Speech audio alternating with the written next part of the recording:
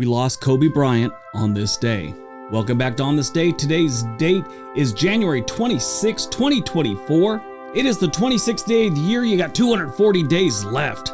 It is the fourth Friday in the fourth week and the 37th day of winter. There are 53 days left until spring. Today is National Big Garden Birdwatch Day. It's a thing.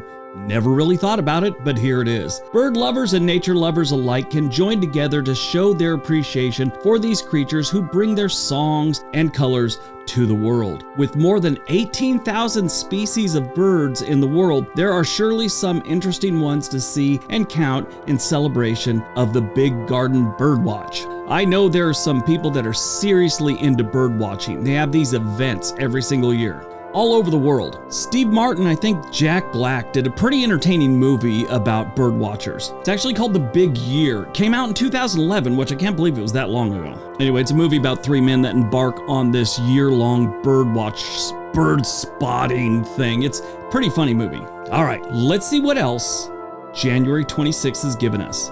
1855, the Point-No-Point Treaty is signed in the Washington Territory. The Point-No-Point Treaty was signed in the northern tip of the Kitsap Peninsula. Governor of Washington Territory Isaac Stevens convened the Treaty Council on January 25th with three different Native American tribes. Under the terms of this treaty, the original inhabitants of the northern Kitsap Peninsula and Olympic Peninsula ceded ownership of their land in exchange for a small reservation along Hood Canal and a payment of $60,000 from the federal government. The treaty required the natives to trade only with the United States and to free all their slaves and not acquire any more new slaves. Now, a few of the chiefs and some of the Native Americans, they were a little worried about the land they were given and they thought they would starve. It wasn't as teeming with life as, let's say, the Olympic Peninsula is. In the end, though, it was signed. 1945, World War II, Audie Murphy displays valor and bravery in action, for which he would later be awarded the Medal of Honor. If you don't know about Audie Murphy, I would suggest you at least watch the movie To Hell and Back, which is the true story of his life. The man was only like 5'6", and he was the most decorated soldier the United States military has ever seen, I think to date. 1951, the 41-acre Chain Island is listed for sale by the California State Land Commission with a minimum bid of $5,226. Chain Island is a little tiny island off the coast of Collinsville, which is kind of in the San Francisco Bay Area. It's right about where the Sacramento River empties out into what becomes the San Francisco Bay. In April of 2016, the deed for the island was transferred. As of December 2022, Sacramento County Assessor says the land value is $18,622. The California Constitution, California law, and common law public trust doctrine prohibit the sale or alienation of sovereign lands. 1998, the Lewinsky scandal. On American television, U.S. President Bill Clinton denies having had any former relations with former White House intern Monica Lewinsky. We later find out, after like 6 hours of deposition, he wasn't telling the truth. I follow her on Twitter. Well, actually, I used to follow her on Twitter. Now I don't follow anyone, and I hate that thing. But she's a very, very sharp lady. 2009, Nadia Solomon gives birth to the world's first surviving octuplets. This girl was a nightmare. She had all this fertilization stuff done, and she ends up having all these babies. No husband, she had no real job. She became known as the Octomom, and all kinds of problems. Like, she got charged with welfare fraud. Anyway, all 8 of the kids survived, and they are now 15 years old. Turned 16 today, I guess. An Australian television show actually went and interviewed her, and at the end, the guy said that the house is run like a military base. Everything's very regimented, and then he even said, with that many kids, it kind of has to be. 2020, a Sikorsky S-76B flying from John Wayne Airport to Camarillo Airport crashes in Calabasas, 30 miles west of Los Angeles, killing all 9 people on board, including former 5-time NBA champion Kobe Bryant and his daughter Gianna Bryant.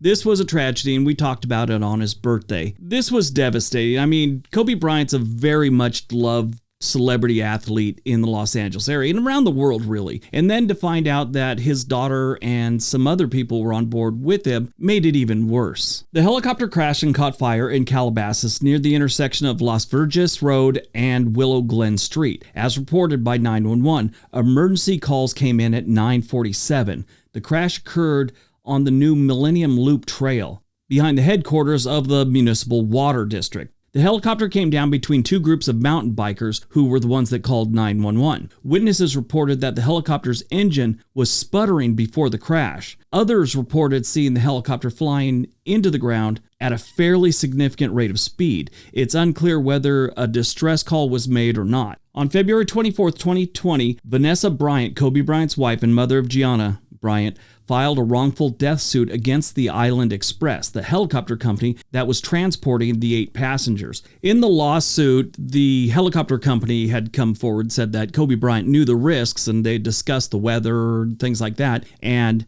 they disavowed responsibility, calling the crash an act of God. Then it got sleazy. As many as 8 Los Angeles County Sheriff's deputies who had responded to the crash took and shared pictures on personal devices, their cell phones. When the Los Angeles County Sheriff learned about this, he ordered the deputies to delete the photographs. Although there were no official policy prohibiting photographs at the accident, called it inexcusable. To have that on top of what they've already gone through was unconscionable, and apologized to the families. Vanessa Bryant also filed suit against the sheriff's office on September 20th over the sharing of crash scene photos. As you can imagine, that went to court against LA County, and in 2022, Vanessa Bryant won her case for $16 million against LA County. Such a tragedy all the way around. I mean, they lose them and then all that nonsense happens. That's just heartbreaking. I'm sure I mentioned this before about him because I just love it. He got an Academy Award for a short called Dear Basketball. And it's like a little poem, a little thing he wrote about basketball. Like he was writing it about someone he loved and how he was getting older and he couldn't do it anymore. If you ever get a chance, watch that. Movies released on January 26, Eddie the Eagle. This film tells the true story of the underdog Eddie Edwards, a British ski jumper at the 1988 Winter Olympics. Okay, so this guy wanted to go to the Olympics and he was a ski jumper, but he never really had any training and he really wasn't that good. He was also very small, so he had weight problems because a certain amount of weight you had to have. Not had to have, but it was best if you did. Well, he was too small. He had big, thick glasses on, and it kind of became a joke during the Olympics. He basically got in because nobody else was trying to join the Winter Olympics in ski jumping for England. It was entertaining for the Olympics, but I think a lot of the true athletes weren't really happy because Eddie the Eagle was taking all the spotlight. After the Calgary Olympics, the International Olympic Committee kind of changed the rules, so it wasn't that easy to get in. You had to have, some other competitions and you had to do a certain amount. You just couldn't show up and put your paperwork in. This sort of happened one time before when the Jamaican bobsled team joined. But that rule is known as the Eddie the Eagle rule. Born on January 26, 1955, Eddie Van Halen, musician, songwriter, and producer who co-founded the rock band Van Halen. He was joined in the band by Alex Van Halen and Wolfgang Van Halen. Wolfgang's his brother, Wolfgang's his son, Alex is his brother. David Lee Roth was also in there, Michael Anthony, and Sammy Hagar at one point. All right, that's today's video. No died on this day because we kind of already covered that with Kobe Bryant. Everybody have a great day. Be nice to each other.